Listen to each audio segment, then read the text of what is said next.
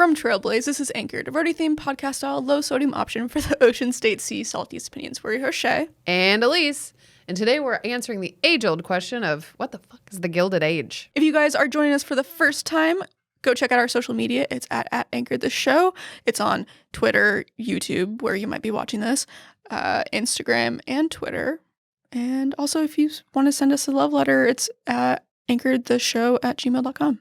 Yeah. She forgot Facebook, but that's fine. Oh. I think it's called Meta now, but I'm not on it, so I don't care. Anyway. Hello, Elise. Hi, Shay. How you doing? Good. Before we begin, Elise, what is the Gilded Age? You mean, why are we talking about the Gilded Age? Yeah, the whole episode is what is the Gilded Age? Mm-hmm. But we are talking about the Gilded Age because there's a show on HBO, and it's airing soon, and it's filmed in Newport. But honestly, I do now, but I didn't know what the Gilded Age was. And that's, my friend, what they call edutainment. Edutainment. There you go. That's where tour guides. Yep. So the hobo show, the HBO show, Gilded Age, is set in the Gilded Age. No, Ezra's shaking his head. It's not a pun. No. I call it hobo. Yeah. We're just not even doing anything. No. Not Anyway. acknowledging it at all. And in that, you are acknowledging it. Thank you. Anyway, the synopsis for the show reads, the American Gilded Age was a period of immense economic change, of great conflict between the old ways and brand new systems, and of huge fortunes made and lost. Against the backdrop of this transformation, HBO's The Gilded Age begins in 1882 with young Marion Brooke, played by Louisa Jacobson, moving from rural Pennsylvania to New York City after the death of her father to live with her thoroughly old money aunts Agnes von Hreen, Christine Baranski, and Ada Brooke, played by Cynthia Nixon, which is the only person I know in the show. Sounds to me a lot like every other HBO show, which is just rich people problems. It reminds me of like Practical Magic and Sandra Bullock. It's going to be nothing like that. No. I'm going to tell you that right now. It's the ants part. And But Sabrina the Teenage Witch. sure. Okay. And while the HBO series may have also almost inspired it, like I said before, it's actually just me turning this into a Taylor Swift folklore deep dive on that song. Just kidding. It's just one song, but we'll get to that later. But the only image or story that I can conjure up about the Gilded Age was The Great Gatsby, which, hot take, was a trash novel about the dangers of catfishing, but it had a bangin' ass soundtrack. So, A Little Party Never Killed Nobody was a banger for the one summer that I exclusively listened to that song, and now I groan every time it comes on and I skip it, but it's still somehow in my Spotify playlist, so... Anyway, so today, in an effort to understand what the fuck the Gilded Age was, we're going to first look into who was involved in the Gilded Age, where the folks of the Gilded Age were, hey, Newport, and finally, why the Gilded Age was a thing.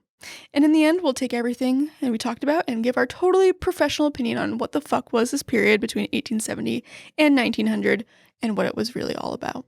and determine if it was messy or misunderstood. Or somewhere in between. Yep. Misunderstood. Yeah. We'll work on it. Before we begin, since we're going to be talking about monopolies coming up, Elise, what token do you play with when you play Monopoly? Always a little dog. The dog. The dog. Okay. Okay, good one. Yeah. It's the only one, I mean, out of all of the Monopoly things that actually can sort of play a game. Other things are like cars and hats. Mm-hmm. There is now a T-Rex. There's also a cat. There's a T-Rex? Yeah. I know. I looked it up. Okay. I looked it up. Anywho. So, Elise, to begin, who decided that it was going to be called the Gilded Age? Well, glad you asked. Like all Me too. great Missourians, a.k.a. Samuel Clemens, a.k.a. Mark Twain, a.k.a. they're actually the same person, we set trends. And so this time in American history, 1870 to 1890, was synonymous with a novel by Mark Twain and Charles Dudley Warner. And it was called The Gilded Age, A Tale of Today. And it was first published in 1873, and it satirizes the greed and political corruption in a post-Civil War America. For real, though, we didn't start calling it that until it was at least the 1920s because, like I said, trendsetters. Mm-hmm. So build it and they will come. Yeah. Yeah. I think that's what that's based off of, yeah. Yeah. So Shay, who was affected by the Gilded Age? Whomst? Sure. Everybody. Well, this Every single person you knew today. That's called trickle-down Gilded Age. Okay. While this era was, this age, if you will, so also an era, while it affected everybody, it's thought of, the people who are thought of most when you think of Gilded Age are people we call the robber barons. The rich businessmen at the top, a.k.a. the OG Rockefeller Records family. Ultimately, these businessmen had a monopoly on their industries. They had their own rap group name. East Coast rap. Yep. Called the Robber Barons. Rap gun noises. Pew, pew, pew, pew. That's so these kingpins That's just were our known. noise. That's my gun. That's how my gun makes. That's that other horn. I was clack, clack, clack, clack. Okay, there we go. So these kingpins were known for such hits as exerting control over natural resources. Ooh, that's a good one. Yeah, Chart topper. influencing high levels of government, paying shitty wages, Oh, that one's a long song.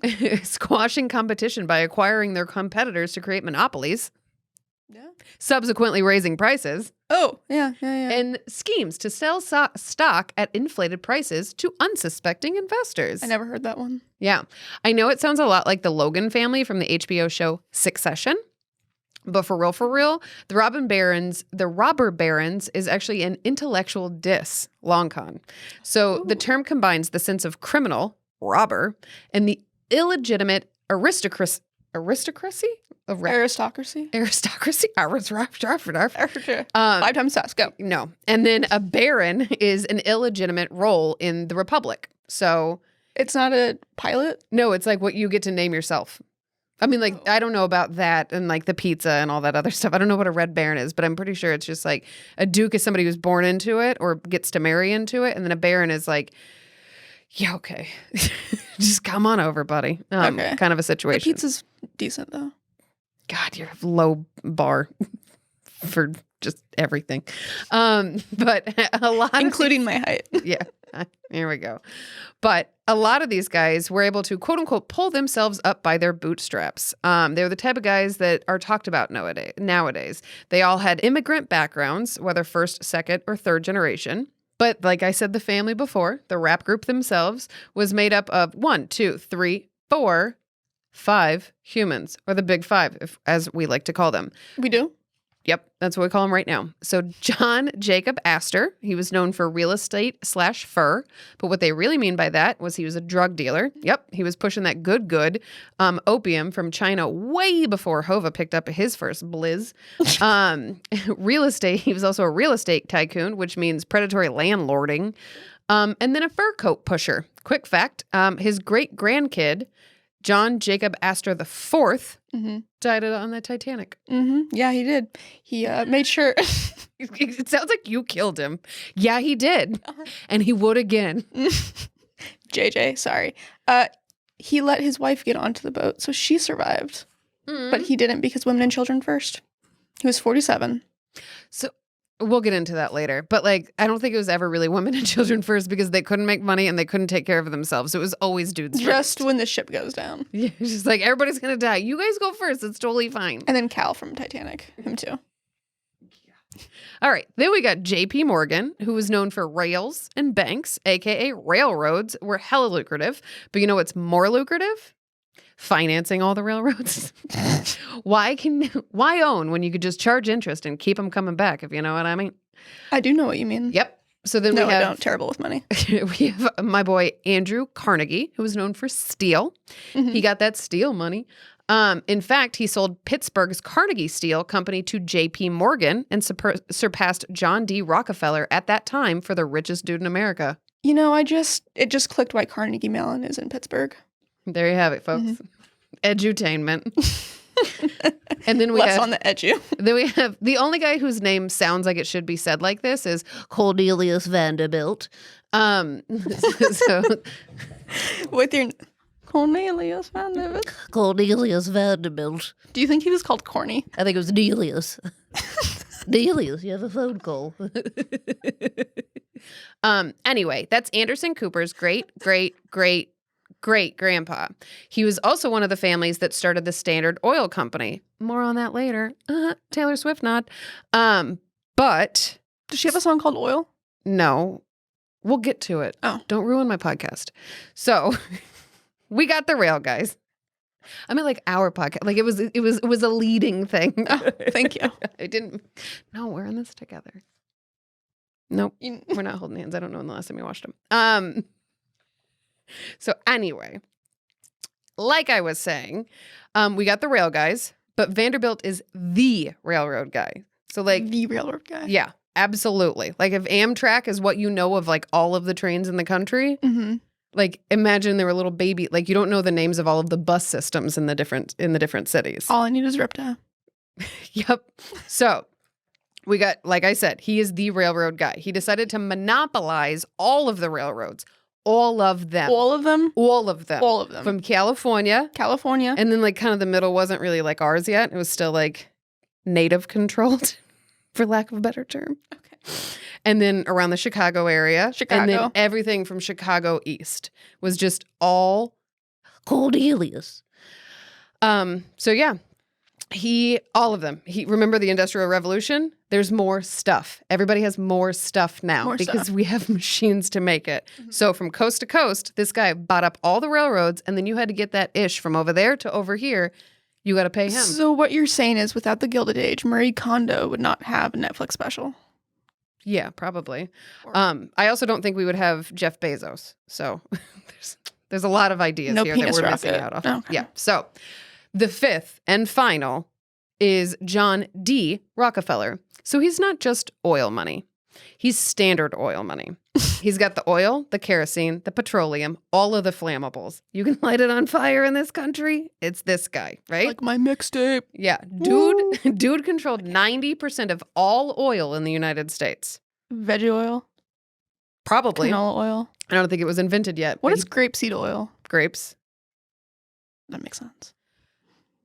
Anyway, he worked with all of the aforementioned brothers earlier to ensure that he doesn't have to pay a premium for shipping all of that oil all over the country. So he worked with the guy, like I just said, Cornelius Vanderbilt. Corny. So Nelius and John T. Rockefeller just bound up together, and they were like, you can't go anywhere, you can't have anything, and you can't do anything without the two of us. Bitch. Yep. So that was it. Those were the robber barons. Boom, boom, boom, boom. So that's for sure all the people that mattered in the Gilded Age? Yep. So they're up top. And then just below that is what we like to call the quote-unquote working class. The working class. Or as some people call it today, unskilled labor, which is not true. It's all skilled. Yeah, it's all skilled. The mayor of New York just said something about unskilled workers not being able to work a normal corner office job. And I'm like, who gets a corner office? Yeah, I got a cubicle. Yeah. So anyway, working class. Because of these monopolies, the working class and the upper class with Nelius, Corny, the gap grew. It grew very wide. From 1860 to 1900, the wealthiest 2% of American households owned more than a third of the nation's wealth, while the top 10% owned roughly 3/4 of it, while the bottom 40% had no wealth at all. Zero. They signed up for the credit cards they shouldn't. They're the ones that fell for the credit card at the Marshalls. Yeah, Macy's. There you go.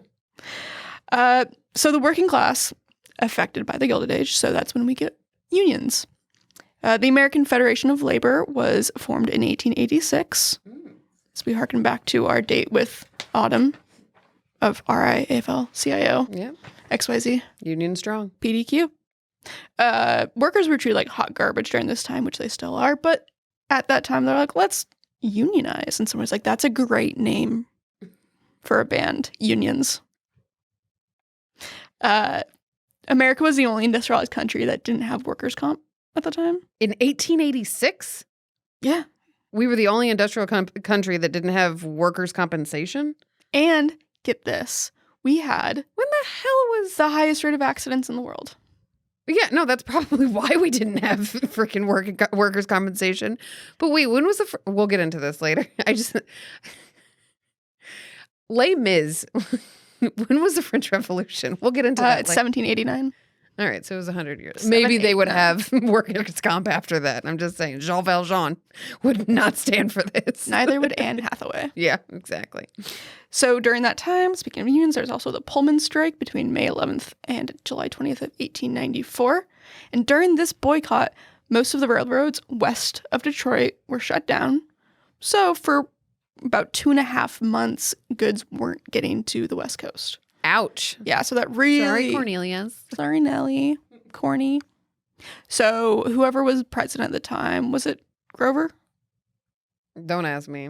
Let's pretend it was Because Grover. actually nobody remembers any of the presidents because the people known during the time of the Gilded Age, from all of the research we've done, were actually just the 5 that I named a minute ago. Nobody remembers. Like, what is even a Grover Cleveland? Tell me any president between Abe Lincoln and Teddy Roosevelt. Johnson. By default, yeah. Got him. 1. Anyway, so the strike shut down most of the railroads west of Detroit, so they were not getting goods on that side of the country at the time. So it really made some big news. I wonder if that directly affected my family, Al Swearingen, who founded Deadwood, South Dakota. I'll find out more. Tune in next episode when Elise realizes she has a fortune in South Dakota. You just have to go dig. I'm fine with X it. marks the spot. Another group that was benefiting during this time, like the business people, were the politicians. Not that we can name any of them. No, not a single one. Maybe Grover Cleveland, apparently Johnson. So this is the time when the machine was created, a system where politicians would gather votes by having loyal supporters who were promised jobs in exchange for those votes. In turn, those politicians were promised those jobs to give away if they didn't pass legislation that would hurt the businesses and the men at the top. Yeah. So, jobs for legislation? Yeah. Feels good. Yeah. Who else? Black Americans. My note says, LOL, what Reconstruction? Because that was about Reconstruction. Yeah. We'll get to that in a bit, too. Yeah, so this is when the Jim Crow laws came into effect, the separate but equal, and the legal slavery where forced labor read, you don't have to pay your workers, and now we need more workers because there's more jobs, need more labor. That was legal as long as they were incarcerated. If you watch the documentary The 13th Amendment? I think the documentary is just called The 13th. I know, but it's about the 13th Amendment. That's what legalized all of this. Yeah. All right. Yeah. Who else? Finally, the indigenous communities. Nobody else. No. The indigenous communities were affected.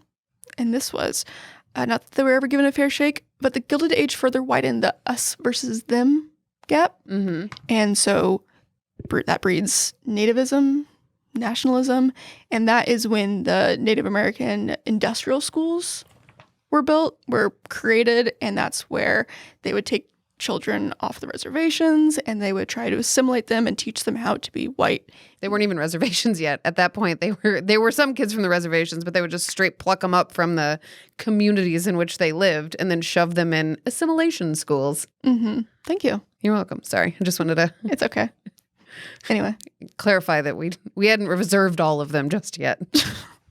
Like I said before, a little big chunk of the West, like not California, but like the West, the Dakotas areas, in the Gilded Age was not incorporated U.S. territory yet. Nope. So there were still just some territories that weren't run by us. So that's where the reservations were. Nonetheless. Yeah. So that's who. That answers the who. Okay. So now's the what. What parts of the country was the Gilded Age most obvious? Right here. Here in Little Rhody. Little Rhody. Well, East Coast, really. East Coast. East Coast, it was prominent because there was the ports. So a lot of immigrants coming in. Also, New York City, definitely. That is the closest place where you can see the wealth gap because you have the upper class, the barons, and the wealthy elite in Manhattan, towards Upper Manhattan, and towards the bottom in like Hell's Kitchen. That's where you have your tenements, where you have people living literally on top of each other, and so you can see that side by side there. Also, Chicago, because it was a railroad hub. Hey, it also. I don't know what that was for. But Because rail was a primary mode of transportation, a lot of people were going through Chicago. And there was also the Columbian Exposition there in 1893, where H.H. Holmes also was during that time. H.H. Holmes? The serial killer. Oh. Yeah. That sucks. The people that were killed. Did he kill people around the exposition, or it was just the same time? He feasted off of that because he had a hotel, hotel. Like physically, like he was. No, I don't think he. Oh, he wasn't a cannibal. No. Okay, so you said feasted. I just want to be very clear. It was less. Yeah. Anyway, so, I was like, what? What? Not that that's like completely out of bounds. Like it happens. Okay. Yeah. Ask. I think you should clarify that you don't support it because it sounds like it happens. I ate my neighbor. What's his name? Army Hammer. Sure. Yeah, I think he. That doesn't sound like a real name. I just want to point out. It sounds like Arm and Hammer. Nonetheless, yeah, the Columbian Exposition was there, and it was in part chosen because of the Gilded Age and because the people there had money to spend, but they also had land to build upon there, and it was vast. It was a vast area. It was Chicago. So, Elise. Yep. How does Newport tie into all of this? It doesn't, actually. Nope. Taylor Swift. Actually, no. That is Westerly and not Newport. But either way, let's do Rhode Island Gilded Age for the sake of my attention span and get back to the whole Standard Oil thing that I talked about earlier. The song titled The Last Great American Dynasty Dynasty is based on the lives of Rebecca West Harkness, known as Betty, a composer and philanthropist who founded Harkness Ballet, and her husband, William Hale Bill Harkness, it's a lot of names, whose family founded Standard Oil. Like literally his grandfather's half-brother and John D. Rockefeller founded Standard Oil together. He created oil. No, he bought up a bunch of little baby companies and Big then oils. created Standard Oil. But back to Newport, a.k.a. America's first vacation destination. In the 1840s, see Industrial Revolution, Newport started to become a desirable summer spot to escape the heat of the city. New York, that is. By the 1870s, 'twas poppin'.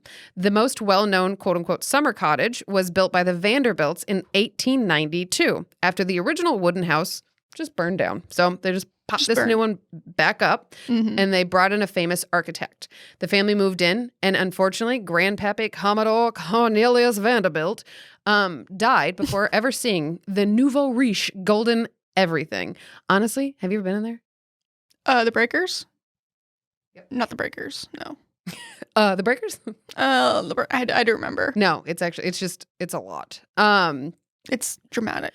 Yep. And some of you might know it from as the Breakers were actually used for the original 1974 Great Gatsby. The Great Gatsby. Yeah. So interesting. So you've been in the Breakers? Yeah, I've been in every single one of the Newport mansions. Oh, which one's your favorite? I don't like any of them. I just don't really understand it. They're good for entertaining, but like, how would you live there? There's so much stuff. Richly. And you would only use it for a couple of weeks. Briefly. It's only a summer cottage. Like it was only made for the summer. It was not made for people lived on the quote unquote campus and things like that and took care of the house. But ultimately, it was just a big, giant house.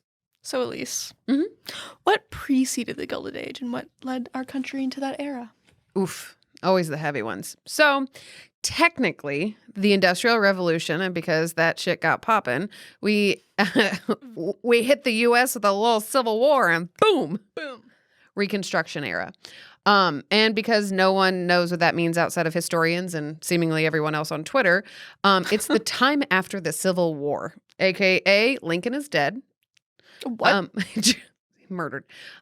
Johnson has his hands full, as you can imagine. So what will soon be called corporate America lent a hand and made it better for just a second. Think more jobs, more industry, more stuff. And then made it way, way, way, way worse with a sprinkle of corruption, a heaping scoop of greed, and then a little pinch of dangerous labor conditions. That's where we were right before the Gilded Age. I feel like you're making a recipe. Are you making... this is a recipe for food. For America. Yeah, but what's the food? America. Apple pie? Okay. Mashed potatoes? Yeah. Well, they had the Irish. Yeah. So the potatoes. All right. So did the Gilded Age influence more immigration, or did more immigration influence the Gilded Age, Shay? I would say I thought you'd never ask, but it was the next bullet point, so thank you for asking. The Gilded Age, the beginning of that was the end of old immigration. So we have people from Great Britain, Germany, Ireland coming in. Also Scandinavia. White immigration. Yes. Okay. So Western Europe. Yep. Western Europe. They were coming in. And then after that, that is when we have new immigration. Come on in, my friends. Bring your food and your riches with you. And your good Italian food. Yeah. Hey. That's when the pizza. Anyway, Italians, Poles, and Jews were all coming in. So Eastern European, also the Chinese, which then in 1882 there was a whole act to exclude them, which is a little, well, it's more than a little rude, but it's rude because Chinese immigrants were used to build the railroads. Out on the west coast. Yeah, the west coast, because it was easier to come that way. So were we just limiting them from coming in the front door? New York? Because they were popping on the west coast. Throughout the whole country they were Okay. excluded, so they couldn't. There was very, very, very few exceptions where they could come into the United States. The factors that brought the new immigrants to the United States were a lot of farmland to farm, Yep. if you will, factories, mills, and mines. So jobs. Just a bunch of jobs. Jobs that were the industries that were monopolized by the pizza barons. The robber barons. The robber barons. Pew, pew, pew. And while Old MacDonald, who had a farm, wasn't a robber baron, what you need in order to sell your goods are the things that you grow on. Wait, no. Sell the goods that go on the railroads is what you grow on the farm. Mm-hmm. There we go. Yeah, we got to get it on that railroad. We got to Exactly. get it somewhere else. A lot of immigrants also found jobs by selling their vote to local politicians. And you ask, well, immigrants, they don't have the right to vote. But politicians expedite the process in exchange for the vote and then a job as well. So that just kept the same politicians in power, and then The machine- OG mail-in ballots.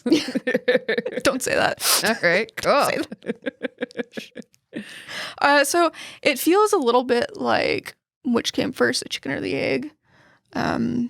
It all just pushed each other in circles. Okay, so we got new people, we got a bunch of jobs, and we got a bunch of whites trying to make a bunch of money off of all of these new people. Yeah. Feels American. Oh my God, it's so American. The American tradition. There's a flag waving behind us. Can we get a song? Proud to be an American. All right. Anyway, so that's the who, what, and how, where. We're gonna figure out the what. What was the Gilded Age? The Gilded Age was. Gilded Age, a time of immense wealth for the upper class, where the wealth kept growing and growing and growing, Mm-hmm. and as you can guess, growing. The widened gap between the social classes, industrial growth in urban and rural growth. So it's very, up to this point, it's very similar to today-ish, Yeah, minus the rural growth. But even Rural. then, there is rural growth in a lot of places, because a lot of people are moving out of the cities because it's more affordable to live in a small town. And so there's, and the small towns grow and grow and grow. yeah, we're just Yeah. not farming that ish. When I moved to Kalispell, Montana in 2002, there was only a Target in this shopping plaza. And then I went back like 10 years later and it was poppin', as you say. There was a Marshall's. I think there was an Aria. I like the way, I like that your understanding of rural growth is this Target Plaza now has a Marshall's. Growing up in southeast Missouri, farmland, we mean more rural. So like past the parts of Montana you ever went to, now that's a budding place. Like Wyoming, Kanye West lives in all of the West states and like owns a lot of property, and that's because of like tax stuff. Lincoln Chafee, rural growth in that regard. Middle of nowhere growth, not close to something growth. Not Target. No, not Target adjacent. If there's a Target, not talking about that. But nonetheless. I like that term, Target adjacent. Yeah, there you go. That's cute. During this time, we also had labor reform, strikes, boycotts, sticking it to the man. Yeah. Mm-hmm. I don't know, we were sticking One day it. But more. I guess that's still the French Revolution. But the themes that are Anne? synonymous. was that Anne? It was all of them. Oh. It was the end of the French Revolution. Like they went back in time and they No, recorded sang, that. like And the whole movie, like the whole musical. I like fever dreamed that movie. We went and saw it on Christmas and I was so sick, which you can't do now. I was so sick and I sat in the front row and I'm like sweating, like, and just beautiful Anne Hathaway. I keep saying Anne Hathaway as if she's the only part of the movie. Yep. It's not like Russell Crowe carried the whole thing on his shoulders. It's not like that at all. But sure, you get this one Princess Diaries lady. Yep. The princess of Genovia. Nonetheless, what else happened for Anyway, the Gilded Age? Get back to that. Fucking fever dreams. It's weird. I have Anne Hathaway written right here. Yep, I see it. Yep. Anyway, the abolition of child labor and the beginning of what we call today for kids a childhood Wow. because of no child labor. Yeah, that makes sense. So one of the things when doing research for this episode is that we were learning that when people talk about the Gilded Age, it's like when everything was phenomenal in America. Like it was all just parties and headbands and fancy cars and giant fun stuff, right? It was Great Gatsby. Like that's what it was. Like that's what this idea of what the America was like was just industry and money and parties and all these other things. And so when they talk about like make America great again, I always think like people talk about it, maybe it's the 40s. But in my mind, I'm like, isn't like the Gilded Age? is the Gilded Age? Because that shit was whack for a bunch of people.